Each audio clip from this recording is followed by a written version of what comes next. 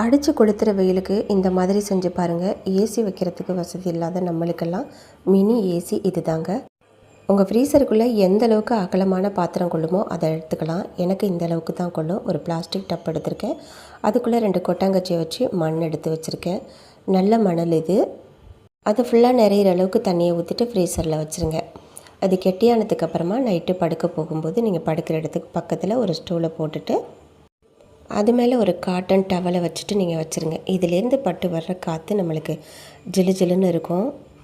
தண்ணி சீக்கிரமாக உருகி போயிடும். அதுக்காக தான் மணலை வைக்கிறது. மணலில் கூலிங் தன்மை அதிகமாகவே இருக்கும். ரொம்ப நேரத்துக்கு அந்த கூலிங் நம்மளுக்கு இருந்துக்கிட்டே இருக்கும். ஒரு பைசா கூட செலவில்லாமல் இயற்கையான ஏசி நம்ம வீட்டில் ரெடி பண்ணிட்டோம். நீங்களும் ட்ரை பண்ணி பாருங்கள். இது எனக்கு சூப்பராக ஒர்க் அவுட் ஆகுது. ரொம்ப நல்லா இருக்குது. காலையில் எடுத்து ஃப்ரீசரில் வச்சுருங்க. நைட்டு இதே மாதிரி ஃபாலோ பண்ணிக்கோங்க. தேங்க்ஸ் ஃபார் வாட்சிங்.